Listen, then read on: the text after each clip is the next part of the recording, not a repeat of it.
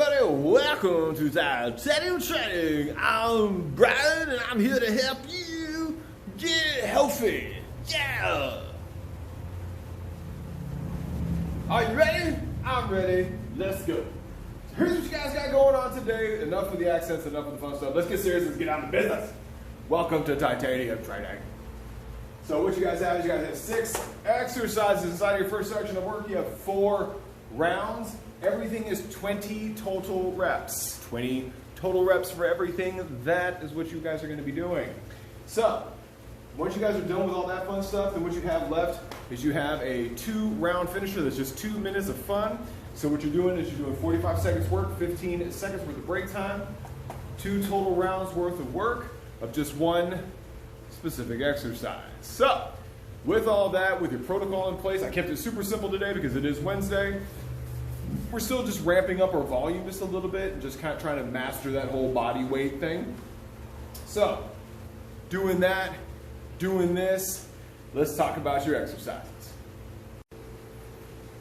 Welcome back to another edition of Where Are My Weights? Because as a general rule, if I need weights to show you guys anything, I don't have them. Yep. I'm getting a little more ridiculous with this. Oh well. I'm professionally unprofessional, and I'm okay with that. I keep saying that, so am I really okay with it? Maybe. Anyway, so let's talk about your workout protocol for today, guys. So, your first of 6 exercises in the first section of work is going to be the walk over push-up. So, I'm going to show you from the bench today, so instead of showing you from the ground, so we're going to show you the second alternative to the first actual aspect of the work. What you're going to do is if you can't do it on the ground, that's okay. Let's talk about doing it on the bench. So what you're going to do, you're going to start feet between hip and shoulder width apart. You're going to start with one hand on the center of the bench or the couch, one hand off to the side, and you're going to push up. Walk your hands over one step, and then push up again. Now, you can also do this on the ground. You can do it from your knees or your toes. Either one is fine, as long as you just go back and forth for 20 total push-ups. It's just that simple. If you guys can't do any kind of pushing up at all, another thing that you can do is an alternating chest press. So you can take a couple of kitchen bags, dumbbells, kettlebells, whatever you happen to have, and then just start here, laying flat on your back on the bench, and then just one hand at a time, alternating chest press, 20 total. Those work too. The next exercise you guys are looking at is the kettlebell swing. See, right when I need weights, I don't have them. And I really just don't feel like walking over there today. Yeah, I just don't feel like walking over there. So let me show you from an example without weight. So you're going to start with your feet between hip and shoulder width apart. Now, the most important part about this aspect, or the most important part about this exercise is the idea that you are hip hinging. So the idea is you're pushing your hips back for the movement, and then you're going to push your hips forward for the movement. So you're going to squeeze your abs back, and then you're going to push your hips, squeeze your butt forward. Abs back, butt forward. So it's like someone's kicking you in the stomach to start the movement, and then someone's kicking you in the butt to finish the movement. That's how that works. So it's hips forward and backwards for the movement. Now what you're going to do with the kettlebell is you're going to start, you're going to launch it between your legs to start, okay? And then when that kettlebell hits right here between your thighs, you're going to pretend somebody's kicking you in the behind, and then you're going to push that kettlebell forward. Now, with this one, we teach the traditional version, which means that the kettlebell, as a general rule, doesn't go anywhere but between your belly button and your nipples. So you have that little space right there where the kettlebell actually goes to. And then from there, what you're going to do is you're going to receive the kettlebell like someone's kicking you in the stomach, and then you're going to come back down and up. So it's kick in the stomach, kick in the butt, kick in the stomach, kick in the butt. And then you're going to do 20 of those.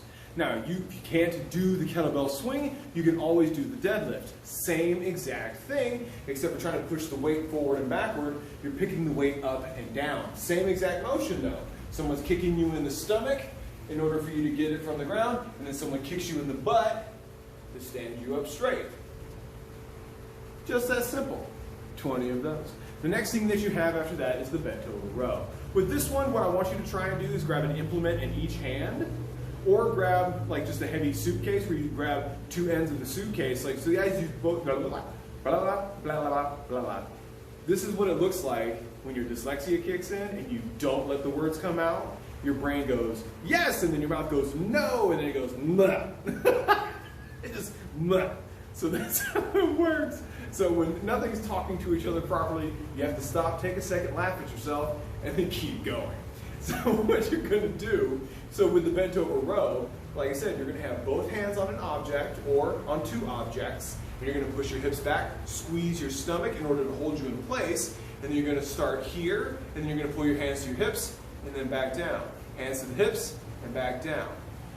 One other important thing with the row is you want to make sure that your shoulders are retracting at the top of the movement. So as you pull your elbows back and your hands to your hips, you want to make sure you are retracting those shoulder blades back together in the back. So you're flaring the chest and you're squeezing your back. Flare and squeeze, flare and squeeze. That's kind of what you're doing with that exercise. If you feel it in your neck at all, then what you need to do at that point in time is we need to adjust your weight or adjust your body position in order to help you with just squeezing the shoulder blades together. Now that you're done with that, the next thing you guys have is you have the Goblet Squat. Yep, that was overly French for no reason whatsoever. For anybody who's French in the audience, I apologize. I'm ridiculous and American, and I like to make fun of a lot of stuff. I'm that guy. So what you're going to do is you're going to hold a kettlebell, a dumbbell, grocery bag, whatever, here at chest height. Pull your elbows in, and then what you're going to do is you're going to squat as far as you can comfortably 20 times. If you can't manage with the weight, that's okay. Just do 20 squats without the weight.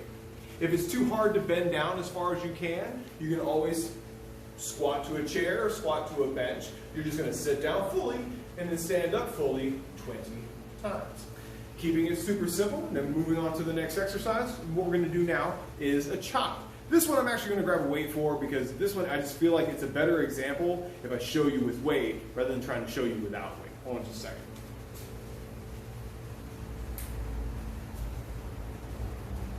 So now that I have a weight, I'm going to walk back into frame and we're going to talk about how this exercise works. So what you're going to do is you're going to start with weight at the chest.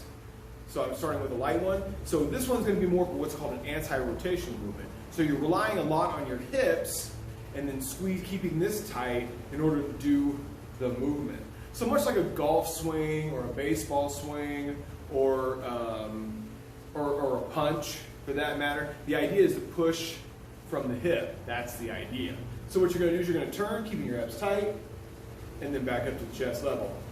Turn, chest level, turn. So when you turn, so I'll show you what it looks like when you turn. When you turn, all you're doing is you're dropping the weight down to your midsection. That's it. So then when you turn back around, you're picking back up to the chest.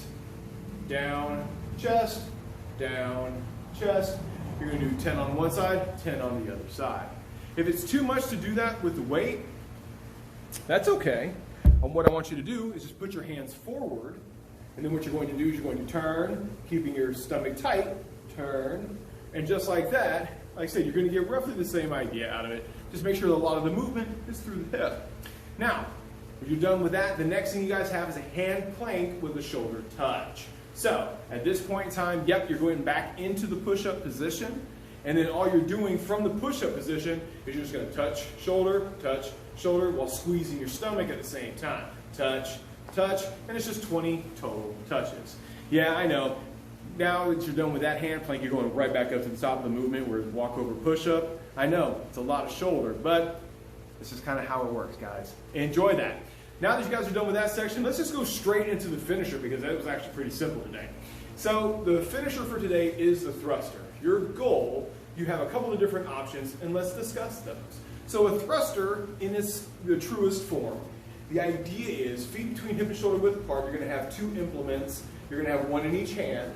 Starting here at shoulder level, and you're going to squat as far as you can, and then you're going to push and stand up as fast as you can, and then press overhead. That's the goal of the exercise. So it's full squat, full press. Full squat, full press. You're going to do that for 45 seconds. You're going to take a 15-second break. You're going to do it one more time for 45 seconds, and then that's going to be it for your workout for today. Now, alternates for the thruster, let's talk about this. So, if you can't, like I said, if you can't use weight, that's okay. Don't use weight. Like I said, drop the dumbbells and just squat. Just squat, squat, squat as much as you can for 45 seconds. If you want, another thing that you can do, you can lunge for 45 seconds. That's cool too. You can do jumping jacks, you can do jump rope. The idea, honestly, is just to get your heart rate up for 45 seconds, take a very short break, recover as much as you can then, and then do it one more time. It's just very simple. I just use the thruster as the guideline for what we're trying to do. Being a little bit more metabolically challenging than other exercises. So, with that, that's it. That's your workout for today. The idea is we're going to try and master the body weight, so the idea is your resistance for the most part is going to be a little bit of weight, but mostly your body weight for Wednesday. And then the next exercise, like I said, we'll go a little bit into heavy weights and we'll go from there. So, thank you guys, as always. I appreciate everything that you do. I appreciate you watching the videos. I've seen everybody share them. Please keep sharing them. Keep telling your friends about them. Let's keep talking about this. Let's keep everybody moving and everybody healthy. My name is Brian. This is Titanium Training LLC. This is the Wellness Check Wednesday workout. And I'm glad you guys participated. I love you and enjoy the rest of your day.